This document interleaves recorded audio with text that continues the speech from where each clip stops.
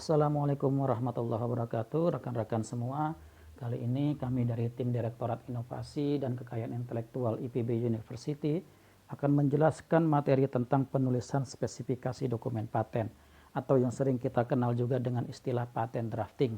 Sedangkan dokumennya sendiri terkadang kita kenal dengan istilah deskripsi paten. Oke, sebagai pendahuluan kami ingin mengingatkan kembali kepada kita semua tentang pengertian paten, bahwa yang namanya paten itu adalah salah satu dari jenis haki yang ada itu untuk melindungi teknologi, baik itu teknologi produk maupun proses atau pengembangannya yang mempunyai fungsi atau solusi teknis atas permasalahan yang ada. Nah, paten sendiri itu terbagi menjadi dua, yaitu paten dan paten sederhana. Nah, bedanya seperti apa? Jadi kalau berdasarkan persyaratannya, maka kita bisa lihat bahwa yang namanya paten atau untuk mendapatkan perlindungan paten, maka ketiga syarat harus kita penuhi, yaitu kebaruan, mengandung langkah inventif, dan yang ketiga harus dapat diterapkan dalam industri. Itu syarat untuk mendapatkan perlindungan paten. Sedangkan paten sederhana berdasarkan aturan undang-undang paten yang baru itu merupakan pengembangan dari produk atau proses yang telah ada. Nah, untuk mendapatkan perlindungan paten sederhana ada dua syarat yang perlu kita perhatikan atau kita penuhi, yaitu kebaruannya dan dapat diterapkan dalam industri. Jadi untuk paten sederhana berdasarkan Undang-Undang Paten yang baru, Undang-Undang Nomor 13 Tahun 2016, itu lingkup perlindungannya diperluas. Kalau dulu paten sederhana itu hanya untuk produk yang kasat mata dan dia sifatnya praktis. Biasanya paten sederhana berdasarkan Undang-Undang Paten yang lama itu hanya untuk produk-produk berupa alat-alat yang sifatnya praktis. Sedangkan aturan yang baru itu memperluas lingkupnya, paten sederhana juga boleh untuk proses, komposisi ataupun metode dan formula ya. Jadi boleh untuk berupa produk, berupa proses. Jadi hampir sama dengan paten, hanya bedanya nanti pada saat kita menuliskan klaimnya. Nah, ini lebih detail barangkali bisa dilihat di tabel ini perbedaan antara paten dan paten sederhana. Terutama yang perlu kami jelaskan di sini terkait dengan lingkup perlindungannya atau klaimnya ya.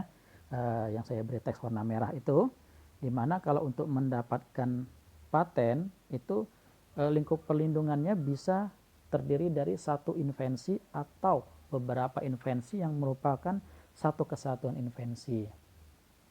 Saya ambil contoh misalkan rekan-rekan punya hasil riset dan itu berpotensi untuk dilindungi dengan paten, kebaruannya adalah berupa produk, komposisi, dan prosesnya atau metodenya barangkali gitu ya.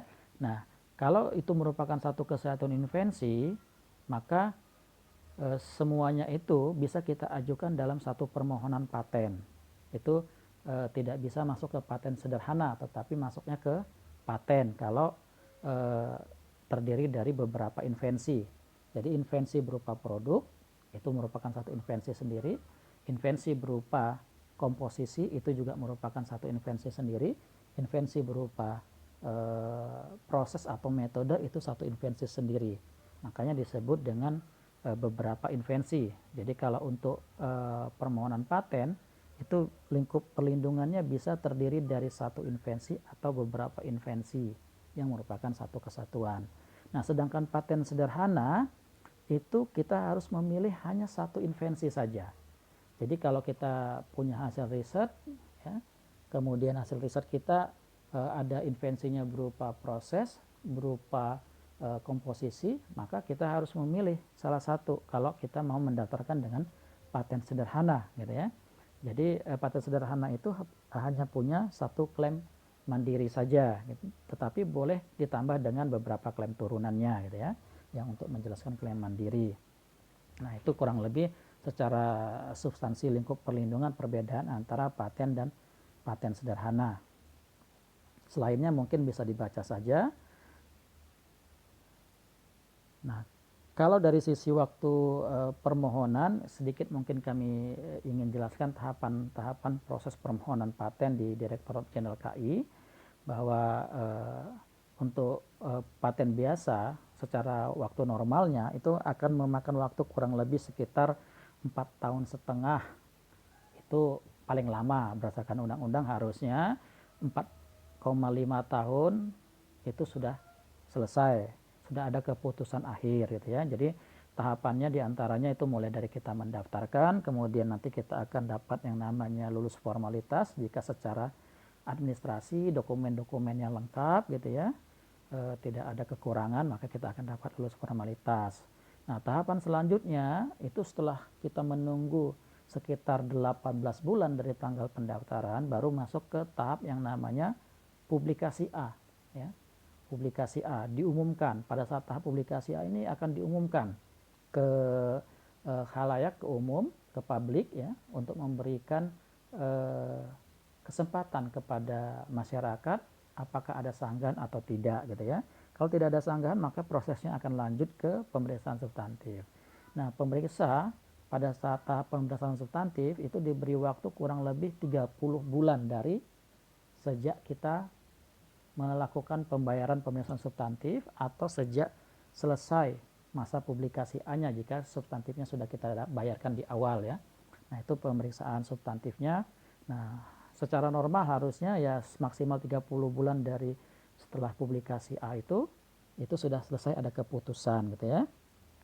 Nah, pada permohonan paten jika kita ingin melakukan pendaftaran paten ke luar negeri gitu ya dengan hak prioritas, maka kita punya waktu kurang lebih 12 bulan dari tanggal pendaftaran untuk mendaftarkan paten kita ke luar negeri dengan sistem PCT dan sistem dengan hak prioritas tentunya gitu ya. Nah, itu waktu normal. Tetapi kalau kita ingin mempercepat proses permohonan paten kita juga bisa melakukan yang namanya percepatan publikasi. Jadi di sistem paten yang baru di Indonesia ada mekanisme percepatan publikasi. Nah, tentu ini akan mempercepat waktu kurang lebih 12 bulan, ya lumayan ya, memotong waktu kurang lebih 1 tahun. Jadi dari tanggal pendaftaran setelah 6 bulan, kemudian kita lakukan percepatan publikasi. Memang untuk melakukan percepatan publikasi kita membayar sejumlah dana gitu ya ke negara sesuai dengan aturan PNBP-nya. Jadi kita bayarkan, kemudian nanti setelah 6 bulan tanggal pendaftaran masuk ke publikasi A. Nah, setelahnya mengikuti waktu yang sama gitu ya. Jadi yang dipotong adalah masa tunggu istilahnya gitu ya. Jadi hak prioritas kita nanti akan hilang. Kurang lebih seperti itu. Jadi sebetulnya kita menghilangkan hak prioritas tetapi memajukan proses permohonan patennya gitu ya. Sedangkan paten sederhana itu waktunya tentu akan lebih cepat. Jadi untuk paten sederhana sendiri itu kurang lebih secara total ya maksimal itu harusnya 18 bulan sudah selesai. Itu maksimalnya ya, sudah ada keputusan akhir apakah diterima atau ditolak permohonannya. Nah, sebelum kita menulis deskripsi paten ada beberapa hal penting yang perlu kita perhatikan. Yang pertama, deskripsi paten itu akan sangat menentukan permohonan paten kita diterima atau ditolak. Karena pemeriksa paten itu hanya memeriksa dokumen yang kita daftarkan atau yang kita kirimkan ke Ditjen KI. Jadi mereka hanya melihat dokumen deskripsi paten yang kita daftarkan. Jadi jarang sekali mereka, ya saya sih belum pernah dengar kalau mereka pemeriksa paten itu turun ke lapang untuk melihat secara substansi, secara langsung datang ke kita melihat betul tidak invensi kita atau hasil riset kita ya. Itu jarang digunakan site visitnya ya. Jadi setahu saya sih belum pernah saya dengar pemeriksa paten datang ke penelitinya atau ke pemohonnya untuk melihat mana hasil invensinya. Itu belum pernah saya dengar, dan mereka biasanya umumnya hanya melihat dari dokumen atau deskripsi paten yang kita daftarkan. Sehingga jika penulisan deskripsi paten kita bagus sesuai dengan tata aturan penulisannya, maka peluang diterimanya tentu akan lebih besar gitu ya. Yang kedua, deskripsi paten itu akan menentukan lingkup perlindungan. Jadi perlindungan paten kita itu akan kita ungkapkan di dalam deskripsi paten. Terutama nanti akan kita ungkapkan di bagian yang namanya klaim di dalam spesifikasi dokumen paten tersebut. Dan di deskripsi paten itu juga akan mempengaruhi lama atau tidaknya waktu pemeriksaan. Jadi kalau kita menulis deskripsi patennya tidak sesuai dengan aturan penulisan deskripsi paten, klaimnya cara nulisnya tidak betul gitu ya. Pada saat nanti masuk pemeriksaan substantif itu pemeriksanya akan melihat wah ini masih banyak yang kurang gitu ya, sehingga hal tersebut tentu akan membuat proses permohonan paten kita menjadi lebih lama ya.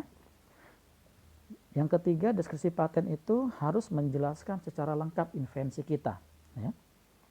Jika kita sudah daftarkan ke Ditjen KI, maka apa yang sudah kita tuangkan di dalam deskripsi paten pada awal pendaftaran itu tidak boleh lagi diperluas lingkup perlindungannya, atau substansi invensinya itu tidak boleh lagi kita tambahkan atau kita perluas dengan hal-hal yang baru.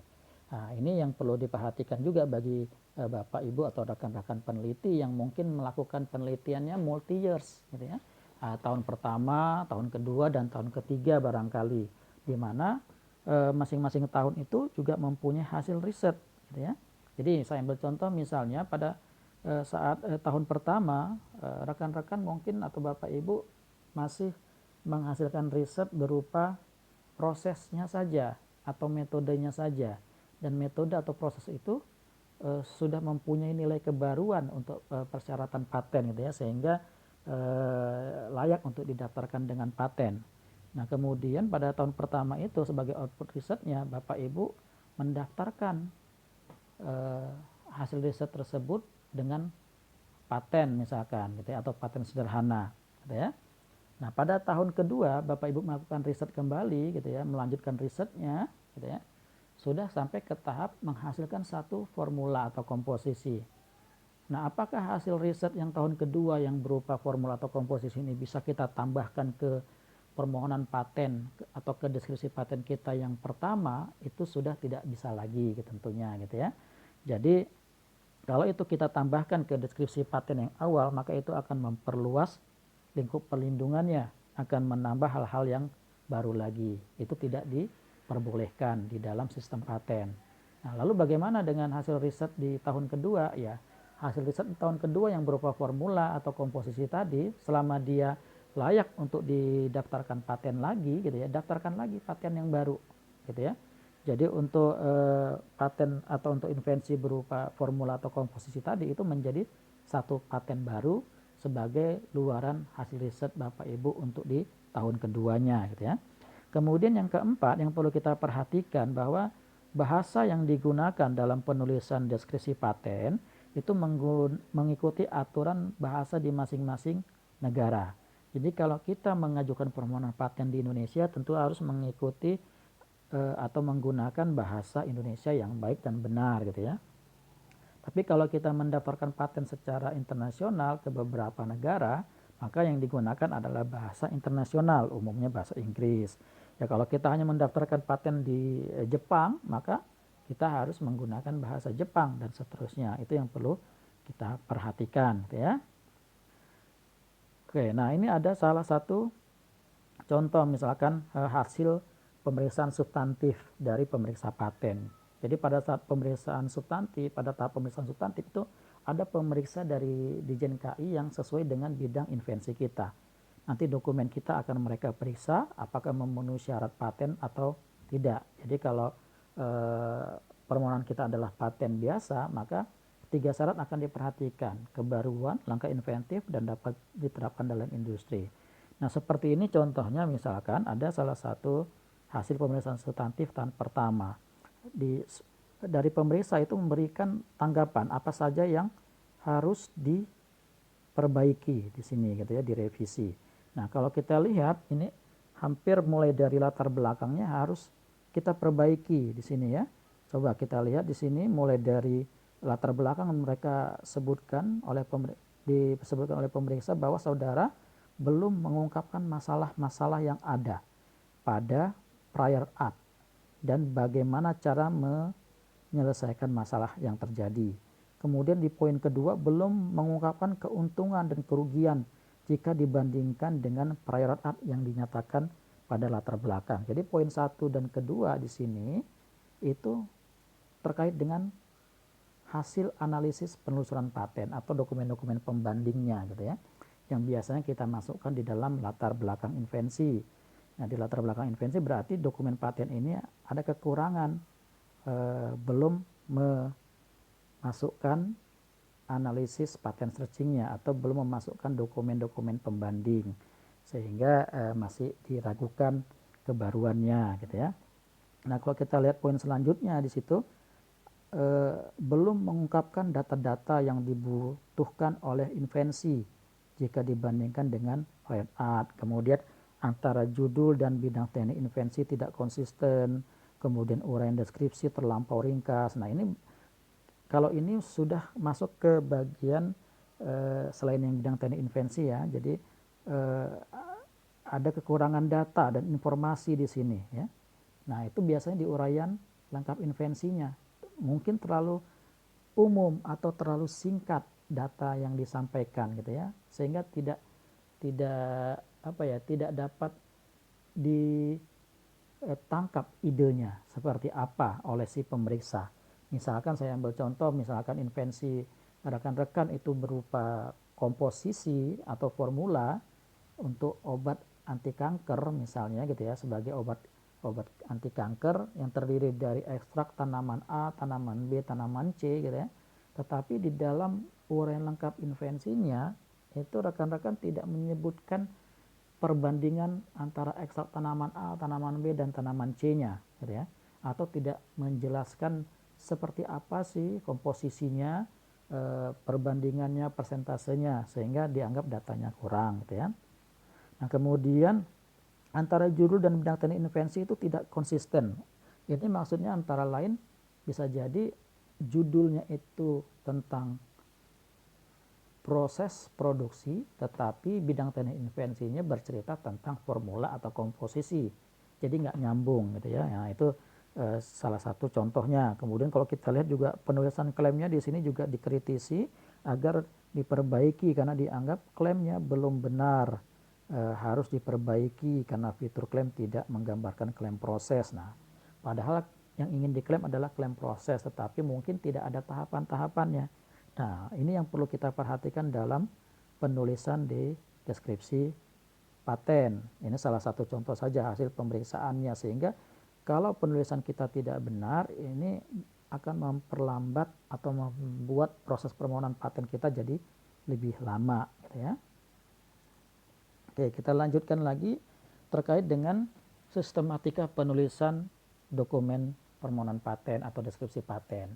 Nah, apa sih isi dari deskripsi paten itu yang kita akan tuliskan? Jadi, deskripsi paten itu terdiri dari 4 bagian ya. Jadi ada 4 bagian deskripsi paten. Bagian pertama disebut dengan deskripsi paten. Nah, bagian pertama ini terdiri dari judul, kemudian bidang teknik invensi, latar belakang invensi, uraian singkat invensi, uraian singkat gambar jika ada. Jadi gambar ini tidak wajib, jika ada silahkan disertakan, jika tidak juga tidak apa-apa gitu ya. Tapi kalau tidak ada gambar maka bagian uraian singkat invensi ini nggak ada, dihilangkan gitu ya. Kemudian uraian lengkap invensi. Nah, itu bagian yang pertama. Bagian yang kedua disebut dengan klaim. Inilah yang melingkupi perlindungan invensi kita. Kemudian bagian ketiga itu adalah abstrak, dan bagian keempat gambar jika ada. Tentu bagian keempat dengan bagian ke-1 yang uraian singkat gambar ini saling terkait gitu ya. Artinya pada saat tidak ada uraian singkat gambar berarti bagian keempat juga tidak ada gitu ya.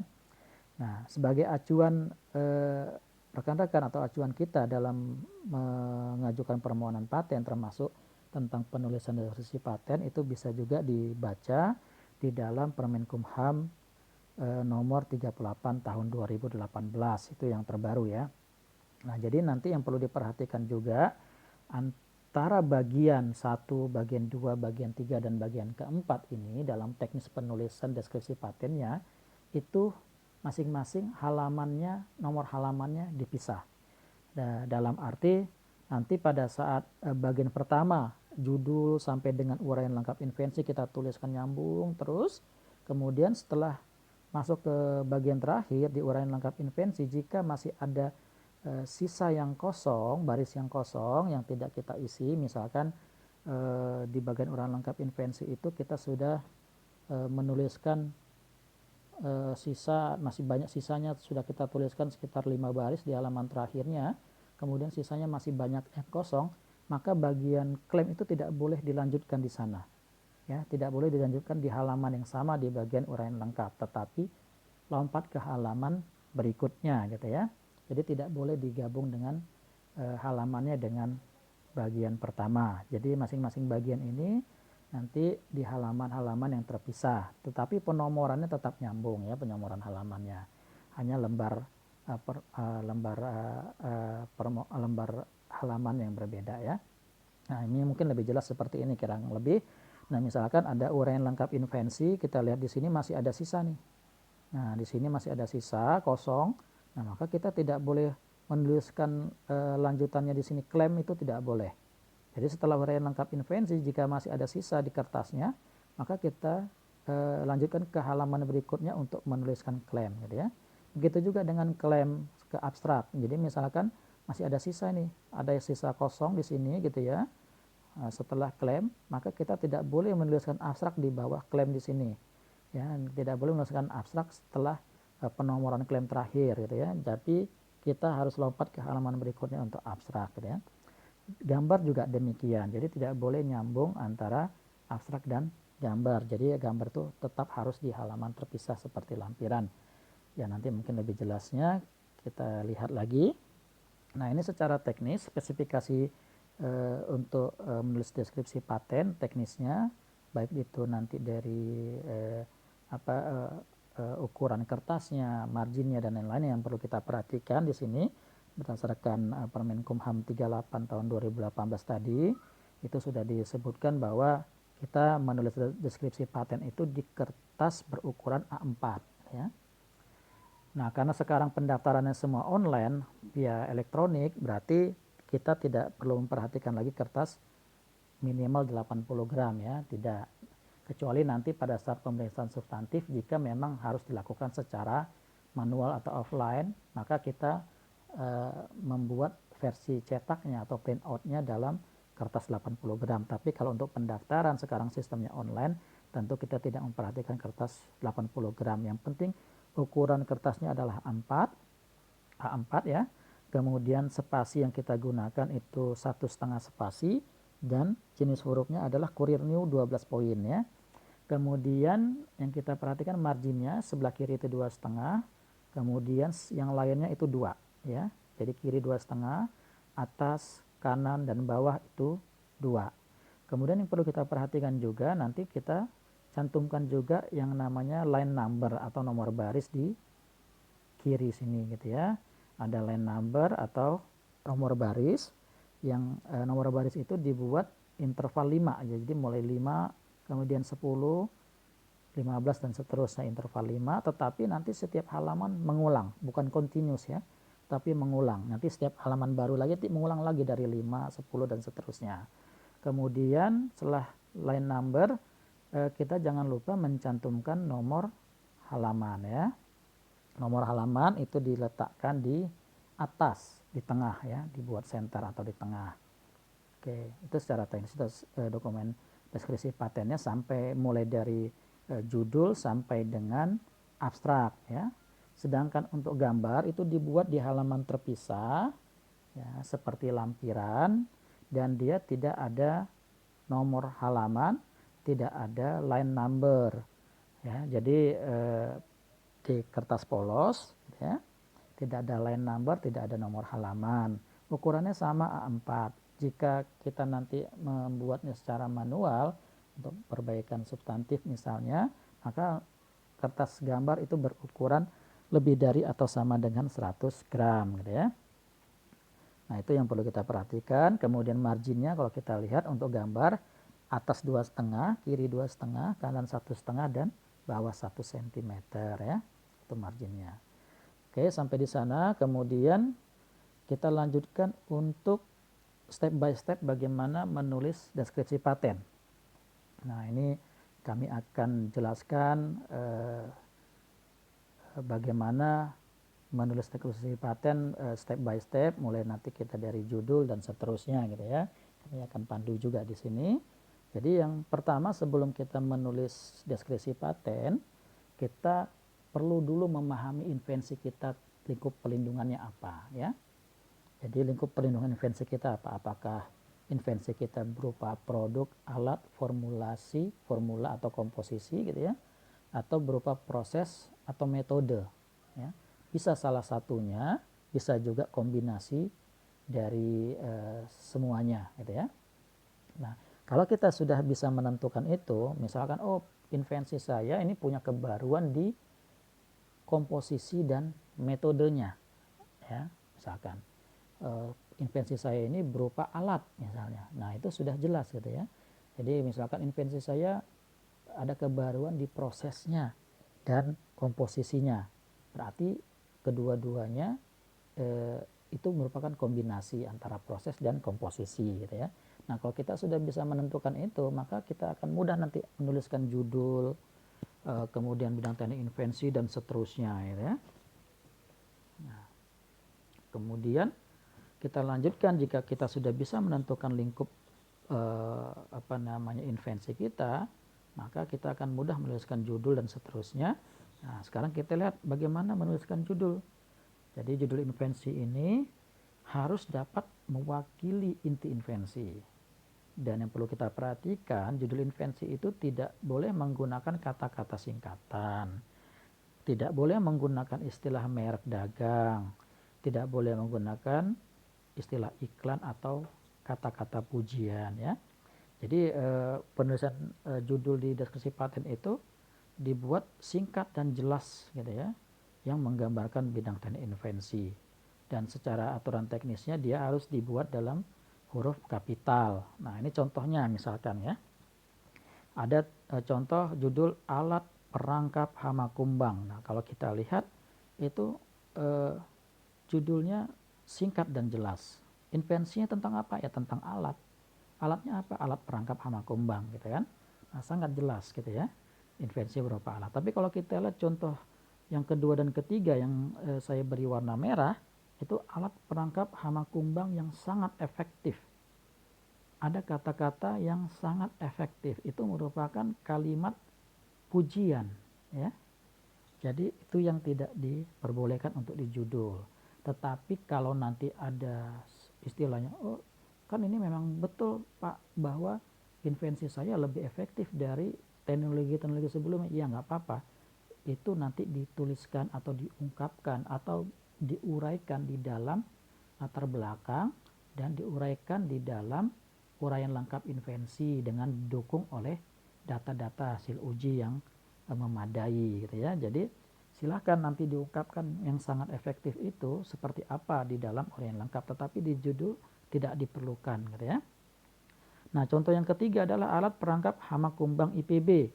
Nah, apa yang jadi masalah di sini? Ada kata IPB yang menunjukkan merek dagang gitu ya. Nah, itu yang tidak diperbolehkan karena perlindungan merek itu ada sendiri. Sedangkan di sini kita melindungi untuk teknologi, bukan merek gitu ya. Nah, yang contoh keempat itu kita lihat komposisi minuman kesehatan yang mengandung ekstrak Ganoderma lucidum dan proses pembuatannya. Nah, kira-kira tergambar nggak kalau dari judul yang keempat ini dia invensinya tentang apa gitu ya. Nah, kalau kita perhatikan ada di sana kata-kata komposisi dan proses pembuatannya. Oh, berarti dari judul ini sudah tergambar bahwa invensi ini nanti berupa komposisi minuman kesehatan yang mengandung ekstrak Ganoderma dan proses pembuatannya. Jadi kalau kita lihat di sini ada dua invensi. Invensi satu tentang komposisinya dan invensi yang kedua tentang proses pembuatannya. Nah, kalau judulnya seperti ini, invensi kita berupa komposisi dan proses pembuatannya, maka ini mempunyai dua invensi. Kita tidak bisa daftarkan sebagai paten sederhana gitu ya. Dianggapnya dua invensi. Itu tata cara penulisan judul. Kemudian kita lanjut ke bidang teknik invensi. Nah, seperti apa sih menuliskan bidang teknik invensi gitu ya. Nah, Umumnya bidang teknik invensi ini hanya terdiri dari 2 kalimat. Jadi harus konsisten antara bidang teknik invensi dengan judul ya. Makanya waktu awal-awal saya dulu pernah diajarkan oleh pemeriksa paten cara menulis bidang teknik invensi. Kalau judul kita sudah jadi, bisa juga kita memindahkan judul invensi kita ke dalam bidang teknik invensi dengan menambahkan kalimat awalnya invensi ini berhubungan dengan gitu ya. Nah, kita lihat contohnya seperti apa. Jadi bidang teknik invensi ini merupakan pernyataan bidang teknik yang berkaitan dengan invensi. Ditulis secara ringkas inti invensi yang kita mintakan perlindungannya. Biasanya terdiri dari 2 kalimat ya. Nah, kita lihat contohnya misalkan invensi ini berkenaan dengan alat perangkap hama kumbang pada pertanaman kelapa kopior, sawit, dan sagu. Titik ya. Nah, kalimat keduanya disebutkan lebih khusus lagi. Alat perangkap hama sesuai invensi ini terdiri atas 4 bagian utama, yaitu umpan feromon, sayap, corong, dan penampung serangga hama. Nah, ada istilah kata di sini lebih khusus lagi. Nah, kata-kata setelah istilah lebih khusus lagi itu kalimatnya menjelaskan terkait dengan apa yang menjadi kebaruan dari invensi kita ya. Jadi ciri kebaruan invensi kita itu dituliskan setelah kalimat lebih khusus lagi gitu ya. Jadi biasanya terdiri dari 2 kalimat. Nah, kalau kita sudah bisa menentukan judul tadi misalkan komposisi minuman fungsional dari ekstrak Ganoderma lucidum dan proses pembuatannya. Maka cara menuliskan bidang teknik invensinya kita bisa tuliskan invensi ini berhubungan dengan komposisi minuman fungsional yang mengandung atau yang terbuat dari ya, bahan ekstrak Ganoderma lucidum. Selain itu bisa juga kita tambahkan invensi ini menghasilkan atau berhubungan dengan proses pembuatan minuman fungsional tersebut gitu ya. Nah, bisa seperti itu atau simpelnya kita tambahkan aja judulnya. Invensi ini berhubungan dengan komposisi minuman fungsional dari ekstrak Ganoderma lucidum dan proses pembuatannya. Baru kita tambahkan kalimat keduanya. Lebih khusus lagi, invensi ini menggunakan komposisi seperti apa. Kemudian prosesnya juga kita jelaskan secara singkat yang menjadi kebaruannya seperti apa. Kurang lebih seperti itu. Nah, kita lanjutkan kemudian ke latar belakang invensi. Ya, pada prinsipnya menuliskan latar belakang invensi ini seperti kita menuliskan latar belakang pada umumnya. Seperti kita menuliskan latar belakang pada proposal atau latar belakang pada laporan ya. Prinsipnya hampir sama menuliskan latar belakang. Hanya nanti di sini kita harus membedakannya adalah di latar belakang invensi ini ada tambahan prior art dari teknologi-teknologi sebelumnya. Nah, di sanalah nanti ada ya, analisis patent searchingnya gitu ya. Jadi kita membandingkan teknologi-teknologi yang sudah ada sebelumnya seperti apa, punya kelemahan apa teknologi-teknologi sebelumnya, ya punya kekurangan apa, nah, kemudian kita menghasilkan solusi apa. Nah, itu kita jelaskan di latar belakang sehingga menunjukkan invensi kita itu masih punya kebaruan dan punya keunggulan dibanding teknologi sebelumnya. Nah, itu kita ungkapkan di latar belakang. Jadi ada tambahan yang namanya hasil analisis patent searching yang mengungkapkan persamaan, perbedaan, dan kelemahan atau permasalahan dari invensi-invensi sebelumnya. Kemudian kita mengungkapkan apa solusi yang bisa kita tawarkan, yang kita hasilkan dari invensi kita. Itu kurang lebih isi dari latar belakang. Nah, kemudian uraian singkat invensi. Ya. Nah, untuk uraian singkat invensi ini mengindikasikan ciri-ciri penting dari invensi.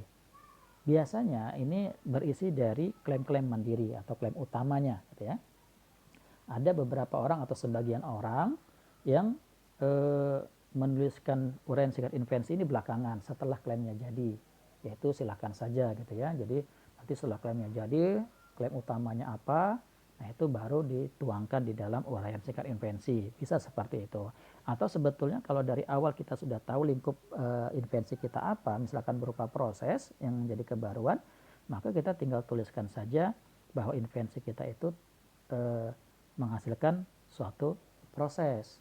Atau kalau invensi kita berupa komposisi, ya kita tinggal tuliskan saja invensi kita menghasilkan suatu komposisi, gitu ya. Nah, ini contohnya misalkan, invensi ini bertujuan untuk membuat komposisi permen kaju put non sukros yang merupakan hard candy dengan formulasi flavor campuran yang terdiri atas dan seterusnya, gitu ya. Kemudian komposisi utama permen kaju put non sukros sesuai invensi ini yaitu apa saja disebutkan. Nah, karena ini adalah lingkupnya komposisi dan proses, dia sebutkan juga nih prosesnya. Jadi proses untuk membuat permen kaju put dengan komposisi tersebut merupakan modifikasi dari hard candy yang ada, meliputi tahap-tahap sebagai berikut. Nah, itu inti dari invensinya, sesuai dengan judulnya tadi ya, sesuai dengan judul, sesuai dengan lingkup invensi yang kita hasilkan. Jadi tentang komposisi dan proses, itu contohnya saja. Kemudian untuk uraian singkat gambar, sekali lagi uraian singkat gambar ini jika ada. Jadi uraian singkat gambar itu tidak wajib ada. Selama kita bisa menguraikan di dalam deskripsi paten, di dalam uraian lengkap invensi dengan narasi sudah bisa cukup jelas, maka gambar itu sebetulnya tidak diperlukan.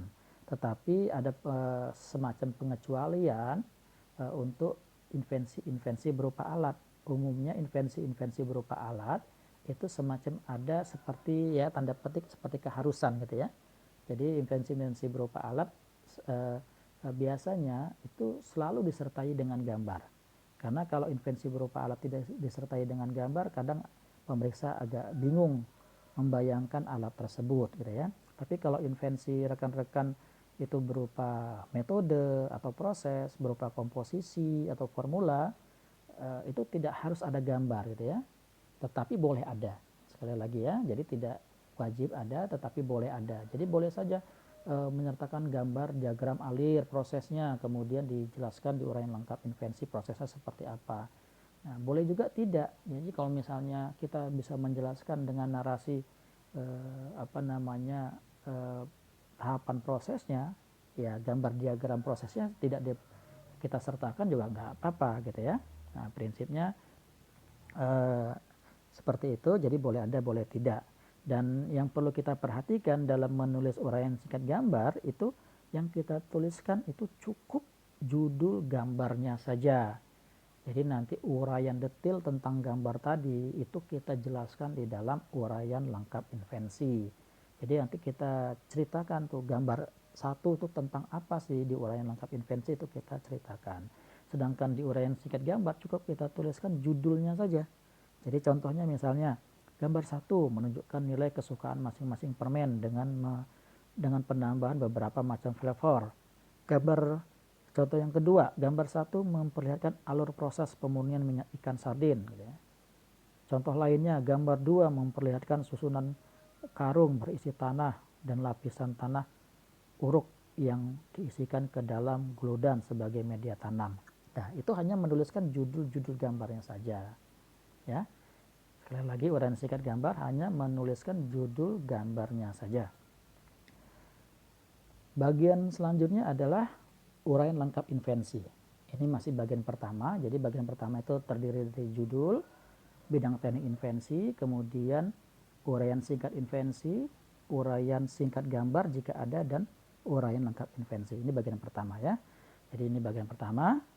Yang terakhir di bagian pertama adalah uraian lengkap invensi.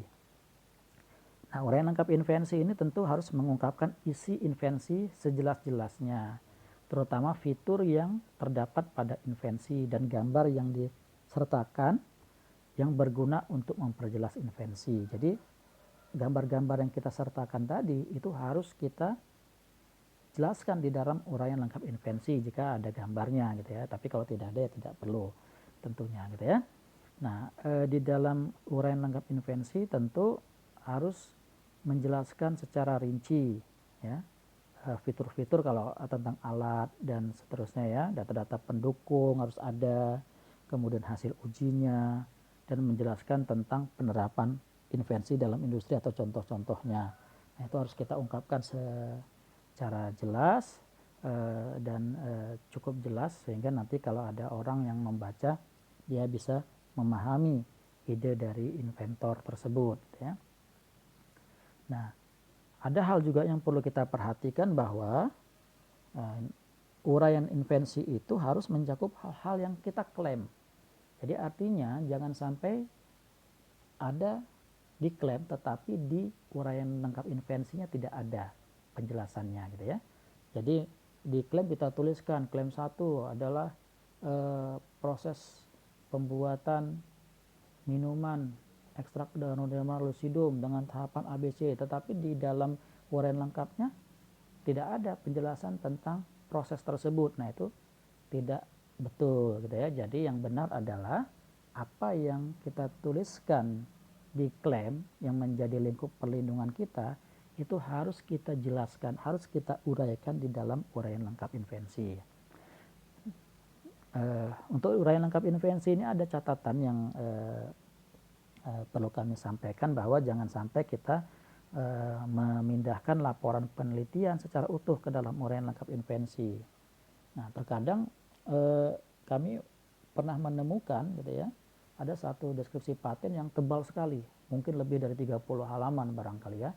Padahal selama ini kami melihat paten-paten Indonesia deskripsinya itu jarang yang sampai 20 halaman lebih gitu ya, biasa di bawah 20 halaman rata-rata. Biasanya deskripsi paten Indonesia itu rata-rata di bawah 20 halaman ya. Bukan berarti tidak boleh lebih dari 30 halaman, boleh gitu ya. Paling nanti kena cas tambahan kalau lebih dari 30 halaman. Ada biaya tambahannya per lembar berapa gitu ya kalau itu lebih dari 30 halaman. Tetapi biasanya deskripsi paten di Indonesia umumnya kurang dari 20 halaman gitu ya. Nah, pada saat kita melihat ini tebal sekali gitu ya, lebih dari 30 halaman, setelah kita cek isinya ternyata di sana seperti memindahkan laporan penelitian gitu ya. Jadi mulai dari menuliskan metodologinya, alat dan bahan, hasil dan pembahasan, tidak ada diedit gitu ya, tidak disesuaikan dengan format penulisan deskripsi paten gitu ya.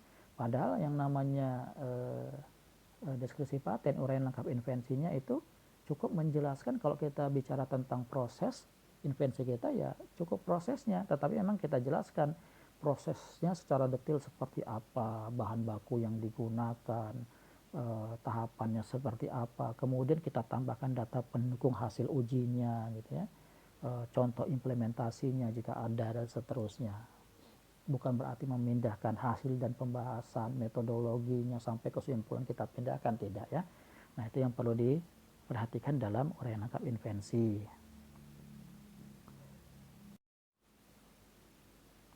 Nah, kemudian kita lanjutkan untuk menulis klaimnya gitu ya.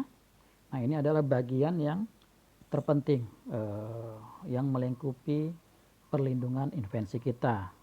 Nah, yang perlu kita perhatikan dalam penulisan klaim diantaranya adalah bahwa klaim itu ditulis pada halaman terpisah, tadi sudah saya jelaskan. Klaim itu menentukan batas hak perlindungan, sudah saya jelaskan juga. Nah, kemudian klaim ini harus didukung deskripsi, tadi juga sudah saya jelaskan. Tidak boleh lebih luas dari deskripsi, juga tadi sudah saya jelaskan bahwa intinya apa yang kita tulis di klaim itu harus ada di uraian lengkap invensi gitu ya. Nah, kemudian yang perlu kita perhatikan di sini kita menuliskan atau menuliskan bagian-bagian yang terutama adalah kebaruan dari invensi kita. Nah, klaim itu tidak boleh berisi gambar atau grafik ya, tetapi boleh memuat tabel, rumus kimia dan atau rumus matematika. Jadi kalau gambar atau grafik tidak boleh dimasukkan di dalam klaim. Kemudian klaim itu tidak boleh merujuk pada uraian atau contoh-contoh yang ada dalam uraian. Nah, ini maksudnya begini, misalkan di dalam uraian lengkap invensi itu kita ada tabel, misalkan tabel 1 itu memperlihatkan komposisi untuk minuman ekstrak Ganoderma lucidum gitu ya. Nah, pada saat kita menuliskan klaim satunya, klaim 1 suatu komposisi minuman ekstrak Ganoderma lucidum seperti pada tabel 1. Nah, itu merujuk ke tabel, itu yang tidak diperbolehkan. Jadi harus kita tuliskan komposisinya apa saja. Kemudian klaim itu dapat ditambahkan tanda-tanda baik berupa huruf atau angka yang mengacu pada gambar yang ditulis secara seragam di antara kurung. Ya, ini biasanya invensi-invensi berupa alat, ada simbol-simbol angka yang dituliskan di dalam kurung gitu ya, itu boleh disertakan untuk memperjelas ya, mengacu pada gambar itu maksudnya angka, simbol-simbol angkanya yang ditulis, bukan berarti kita menuliskan alat pemanen manggis seperti terlihat pada gambar 1. Nah, bukan seperti itu ya, menuliskan klaim itu salah. Tetapi alat pemanen manggis yang terdiri dari, nah biasanya kita sebutkan fiturnya pisau, kita kasih angka dalam kurung 1 gitu ya. Nah, itu menunjukkan bagian dari alat tersebut. Ya, nanti kita lihat lagi lebih perjelas lagi ya. Nah, kemudian kategori klaim itu sesuai dengan lingkup perlindungannya gitu ya. Jadi kalau tadi kita sudah menentukan lingkup invensi kita berupa produk atau proses gitu ya. Nah, klaim itu akan menyesuaikan dengan lingkup perlindungan kita tadi. Jadi ada klaim produk, alat, komposisi atau formula, itu disebut klaim produk. Dan kemudian ada yang disebut dengan klaim proses atau klaim metode. Dan yang terakhir ada klaim penggunaan. Tetapi memang untuk klaim penggunaan saat ini itu sangat jarang dituliskan gitu ya. Karena sekarang di Undang-Undang Paten yang baru ada pembatasan untuk klaim penggunaan. Jadi tidak boleh ada lagi second use ya istilahnya. Jadi mungkin tadinya kalau di bidang alat awalnya mungkin gelas digunakan untuk minuman, untuk menampung air minum gitu ya, tetapi kemudian digunakan untuk yang lain, misalkan untuk asbak rokok dan lain-lain. Nah, itu sekarang tidak diperbolehkan lagi ya. Kalau di bidang obat-obatan misalkan dengan formula yang sama, tadinya untuk obat jantung digunakan sebagai misalkan obat kuat pria misalkan gitu ya. Nah, itu second use-nya, jadi tidak diperbolehkan sekarang. Jadi ada batasan untuk klaim penggunaan di Undang-Undang Paten yang baru. Nah, prinsipnya yang perlu diperhatikan adalah antara klaim produk dan klaim proses ini dalam penulisan klaimnya itu tidak boleh tercampur dalam satu klaim. Ya, jadi kalau kita menuliskan klaim produk ya klaim produk saja dulu selesaikan. Klaim satunya misalkan klaim produk, itu kita selesaikan dulu sebagai klaim 1. Baru klaim 2 tentang proses, silahkan gitu ya. Jadi tidak boleh di dalam klaim 1 ada klaim produk dan ada klaim proses. Nanti mungkin contohnya bisa kita lihat. Kemudian berdasarkan jenisnya ada yang disebut dengan klaim mandiri ya, atau klaim utama yang dia tentu bisa berdiri sendiri, dan ada klaim turunan yang dia menjelaskan klaim mandirinya. Nah, nanti kita lihat contohnya seperti apa. Nah, ini contoh misalkan apakah benar penulisan klaim seperti ini misalkan gitu ya. Jadi misalkan ada klaim 1, metode pembuatan tempe cepat, di mana bahan yang digunakan terdiri dari kedelai, ragi, dan KDL. Nah, bagi pemeriksa paten mungkin klaim 1 ini dianggap tidak jelas gitu ya. Kenapa? Mungkin nanti pemeriksanya akan bingung, ini mau melindungi metodenya atau melindungi komposisinya. Karena terkesan dalam penulisan di klaim itu, terkesan itu satu klaim ini ada invensi metode dan ada invensi tentang komposisi ya. Jadi membingungkan. Nah, kalau kita mau mengklaim metode, maka dia biasanya terbuat metode itu isinya tahapan ya. Nah, seperti contoh kedua misalnya gitu ya. Suatu herbisida yang mengandung senyawa X dan senyawa Y yang dihasilkan dengan tahapan. Nah, ini juga membingungkan. Ini mau mengklaim komposisi atau mau mengklaim metode ya. Ya harusnya kalau kita bicara ini adalah klaim metode, yang klaim 2 itu adalah klaim metode, maka di depannya harusnya kalimat awalnya adalah metode atau proses ya, proses pembuatan herbisida dengan tahapan A, B, C dan seterusnya gitu ya. Nah, itu baru jelas. Nah, kalau ini masih membingungkan, ini klaim komposisi atau klaim metode gitu ya. Kalau kita bicara ini klaim komposisi, maka harusnya suatu herbisida yang mengandung senyawa X dan senyawa Y, di mana perbandingan antara senyawa X dan senyawa Y adalah 3:5. Nah, misalkan seperti itu baru clear, klaimnya klaim komposisi gitu ya. Tapi kalau ini adalah klaim metode atau proses, maka harusnya disebutkan di kalimat awalnya proses atau metode pembuatan herbisida dengan tahapan A, B, C dan seterusnya. Semoga clear ya. Oke. Kemudian ada beberapa hal yang perlu kita perhatikan juga dalam penulisan klaim nanti gitu ya. Yang pertama, kita perlu menghindari kata-kata atau kalimat yang tidak jelas ya, atau unclear ya. Nah, misalkan seperti apa sih kalimat yang tidak jelas itu? Misalkan ada kalimat negatif kecuali, bukan gitu ya. Misalkan suatu titik terbuat dari bahan bukan plastik, ya terlalu luas gitu ya. Bahan bukan plastik itu bisa termasuk logam, kayu dan seterusnya. Sebaiknya di state saja secara jelas bahan-bahan yang kita gunakan. Kemudian penggunaan kisaran numerik yang tidak jelas, batas atas dan batas bawahnya misalnya. Contohnya misalkan dipanaskan dengan suhu kurang dari 20 derajat. Nah, kurang dari 20 derajat berarti yang minus 1000 juga masuk gitu. Nah, itu jadi tidak jelas batasannya. Ya, sebaiknya dituliskan secara jelas. Misalkan pakai interval 1 sampai 20 derajat Celcius. Ya. Kemudian perbandingan juga tidak jelas, itu sebaiknya dihindari gitu ya. Yang lebih tebal, yang lebih kuat gitu ya. Sebaiknya ditulis secara jelas. Tidak diskrit. Nah, ada kadang kita menuliskan klaim tambahkan garam sesuai yang diinginkan. Tambahkan garam secukupnya. Ya, kalau rekan-rekan atau bapak ibu masak di dapur menggunakan istilah seperti itu sih mungkin gak ada masalah gitu ya. Menambahkan garam secukupnya. Nah, wajar-wajar saja. Tapi kalau diklaim di paten itu harus clear berapa banyak garam yang ditambahkan. 1 gram, 2 gram dan seterusnya. Satuannya juga harus jelas gitu ya. Tuh.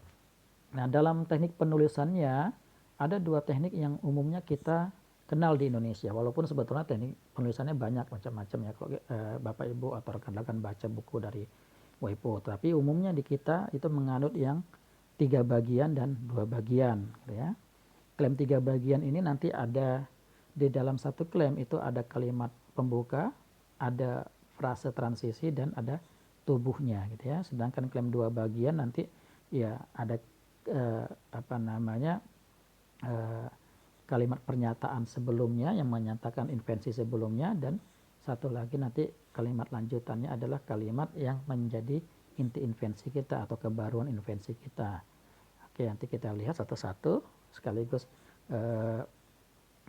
saya juga bisa memandu Bapak Ibu menulis klaimnya. Jadi seperti ini. Contoh misalkan untuk klaim 3 bagian, ada kalimat pembukanya dulu gitu ya. Dan ada kalimat frase transisi dan tubuhnya. Nah, sekarang kita lihat kalimat pembukanya. Kalimat pembuka ini akan disesuaikan dengan lingkup invensi kita. Jadi makanya tadi dari awal kami selalu menekankan kalau kita sudah bisa menentukan lingkup perlindungan invensi kita, apakah alat atau proses atau metode atau komposisi atau kombinasinya, maka dalam penulisan klaim juga nanti akan jelas gitu ya. Misalkan saya ambil contoh, kalau lingkup perlindungan kita untuk berupa alat, maka kita bisa tuliskan suatu alat untuk memasak beras. Nah, itu kalimat pembukanya. Jadi invensi kita tentang alat untuk memasak beras gitu ya. Kemudian klaim kedua contohnya metode untuk membuat teh. Misalkan suatu metode untuk membuat teh. Nah, itu adalah kalimat pembuka. Jadi biasanya kalimat awal, kalimat pembuka itu sesuai dengan lingkup invensi kita gitu ya. Dan klaim ketiga contohnya misalkan komposisi herbisida. Nah, itu tentang komposisi berarti ya. Nah, itu kalimat pembuka. Kemudian bagian keduanya adalah frase transisinya. Biasanya istilah yang digunakan untuk frase transisi itu ada kata mengandung, meliputi, terdiri atas. Nah, sekarang kita sambung dari yang kalimat pembuka tadi, kita tambahkan kata frase transisinya yang menjadi suatu alat untuk memasak beras yang terdiri atas, gitu kan. Kemudian klaim 2, suatu metode untuk membuat teh yang meliputi tahapan. Dan yang ketiga adalah komposisi herbisida yang mengandung apa gitu ya. Nah, yang perlu kita perhatikan kalau Bapak Ibu atau rekan-rekan itu invensinya tentang metode, biasanya yang namanya metode atau proses itu kalimat transisinya atau kata transisinya itu yang meliputi tahapan, yang terdiri dari tahapan gitu ya. Tahapan-tahapan kalau yang klaimnya klaim metode ya. Nah, sekarang kita lanjutkan lagi tadi untuk tubuhnya, gitu ya. Nah, ini sekarang kita lanjutkan, kita selesaikan. Nah, tubuhnya ini adalah bagian dari yang menjelaskan unsur kebaruan atau batasan klaim yang kita lindungi nanti dari invensi kita, ya. Nah, ini kalau kita lanjutkan yang tadi kalimatnya, klaim 1, suatu alat untuk memasak beras secara elektrik yang terdiri atas pemanas listrik, wadah beras dan air, pengukur suhu dan seterusnya, gitu ya. Kemudian klaim 2, suatu metode untuk membuat minuman teh yang meliputi tahapan A. Meletakkan teh di wadah, B. Memasukkan air panas ke dalam wadah dan seterusnya. Kemudian yang ketiga itu adalah komposisi herbisida yang mengandung senyawa X dan senyawa Y. Nah, itu sudah cukup, sudah selesai itu klaim-klaimnya sebagai klaim mandiri. Itu klaim 3 bagian. Kemudian ada yang disebut dengan teknik penulisan klaim 2 bagian, ya. Nah, bagian ke-1 tadi saya jelaskan itu menjelaskan fitur-fitur dari invensi sebelumnya, ya, pernyataan dari invensi sebelumnya. Dan klaim kedua itu menunjukkan kebaruan invensi kita. Nah, untuk klaim-klaim 2 bagian ini biasanya menggunakan frase transisi dicirikan oleh, gitu ya. Di mana, nah, biasanya seperti itu ciri-cirinya. Jadi contohnya misalkan suatu komposisi herbisida yang mengandung senyawa X, senyawa Y dan pembawa yang sesuai. Nah, di sana ada kata-kata di mana, gitu ya. Di mana, gitu kan, dalam komposisi tersebut perbandingan senyawa X dan senyawa Y adalah 1:2. Nah, contoh kedua misalkan alat perangkap hama kumbang yang terdiri atas pengait. Nah, ini contoh klaim berupa alat, gitu ya, di dalam kurungnya ada angka 1. Atap umpan feromon, sayap, corong, dan penampung. Nah, kemudian dilanjutkan tuh ada kata-kata dicirikan oleh. Nah, setelah kata-kata dicirikan oleh ini adalah bagian yang kedua yang menunjukkan kebaruan dari invensi kita, ya. Dicirikan oleh, gitu ya. Dicirikan oleh sayap yang dikembangkan sesuai invensi ini dibuat berbentuk 4 persegi panjang dan seterusnya. Jadi itu cara penulisan klaim 2 bagian, ya. Nah, kapan cara penulisan klaim 2 bagian ini kita gunakan, gitu ya. Biasanya penulisan klaim 2 bagian ini kita gunakan jika invensi kita itu sudah pernah ada sebelumnya, kemudian kita mengembangkan atau memodifikasi invensi-invensi yang sebelumnya sehingga kita menuliskan pencirinya seperti apa. Nah, kemudian ada istilah bahwa dalam penilaian kebaruan itu berlaku sistem yang luas tidak dapat mengantisipasi kebaruan dari yang sempit, tetapi yang sempit dapat mengantisipasi kebaruan dari yang luas. Biar lebih jelas mungkin bisa kita lihat contohnya. Nah, di sini ada contoh misalkan klaim invensi yang akan kita daftarkan itu yang dianggap terlalu luas. Itu yang klaim kita mempunyai 2 klaim, di mana klaim 1 itu adalah suatu komposisi herbisida yang mengandung senyawa X, senyawa Y dan pembawa yang sesuai. Baru klaim 2-nya merupakan klaim turunan dari klaim 1 bahwa suatu komposisi herbisida sesuai dengan klaim 1 di mana dalam perbandingan senyawa X dan senyawa Y dalam komposisi tersebut adalah 2:7. Nah, klaim 1 itu dianggap terlalu luas, gitu ya, sehingga dijelaskan di klaim 2. Tetapi ternyata pada saat kita lakukan penelusuran paten, itu sudah ada klaim sebelumnya atau invensi sebelumnya yang sejenis seperti itu. Dan dia menuliskan bahwa di dalam klaimnya sudah dituliskan suatu komposisi herbisida yang mengandung senyawa X dan senyawa Y dan pembawa yang sesuai di mana dalam komposisi tersebut perbandingan senyawa X dan senyawa Y adalah 1:3. Nah, klaim seperti ini itu dapat menggugurkan klaim 1 di atas, ya. Jadi klaim 1 yang rencananya akan kita usulkan itu jadi gugur kalau sudah ada klaim seperti yang ini, gitu ya. Nah, maka sebaiknya kita menuliskan klaimnya diubah menjadi suatu komposisi herbisida yang mengandung senyawa X, senyawa Y dan pembawa yang sesuai di mana perbandingan senyawa X dan senyawa Y adalah 2:7. Nah, untuk yang seperti ini, teknik penulisannya biasanya kita menggunakan teknik 2 bagian ya. Oke. Nanti kalau Bapak Ibu atau rekan-rekan sudah praktek mungkin akan lebih jelas atau sudah mencoba menuliskan klaimnya gitu ya. Nah, itu bagian klaim. Semoga cukup jelas. Nah, kemudian nanti kita lanjutkan lagi untuk yang abstrak. Jadi abstrak ini ya seperti kita umumnya menuliskan abstrak, merupakan abstrak ini adalah bagian yang akan dituliskan di dalam atau disertakan di dalam pengumuman ya. Jadi nanti pada saat publikasi A maka abstrak ini akan disertakan ya.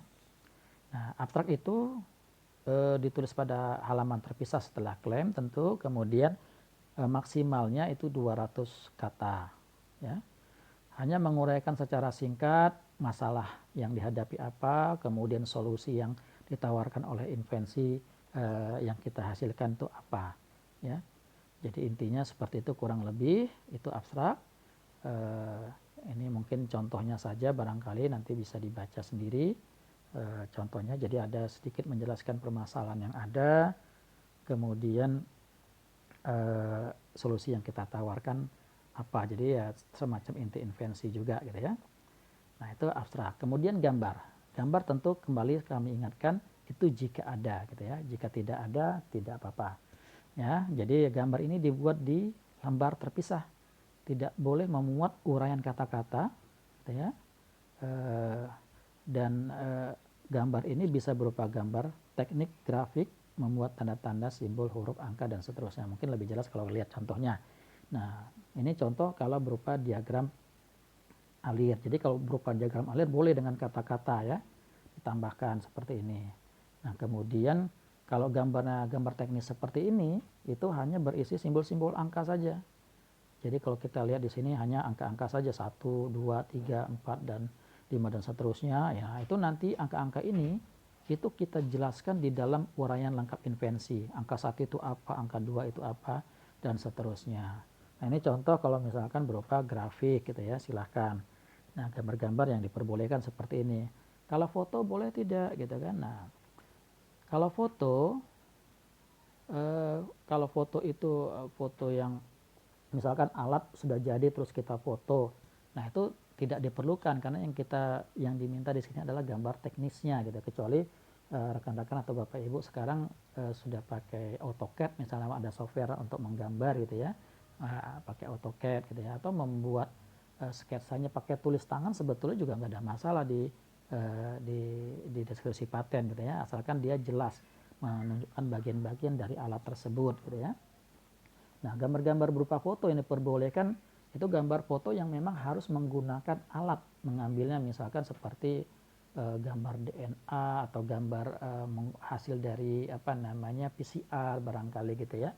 Nah, gambar-gambar dari PCR itu boleh kita jadikan sebagai gambar. Tapi kalau misalkan gambar produk kita misalkan berupa tepung, kemudian tepung itu kita foto gitu ya. Nah, itu tidak perlu. Kita jelaskan saja di dalam uraian singkat invensi.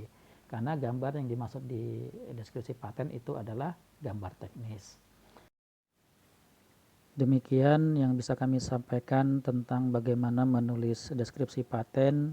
Semoga apa yang kami sampaikan ini bermanfaat bagi kita semua. Kami mohon maaf atas segala kekurangan. Terima kasih dan wassalamualaikum warahmatullahi wabarakatuh.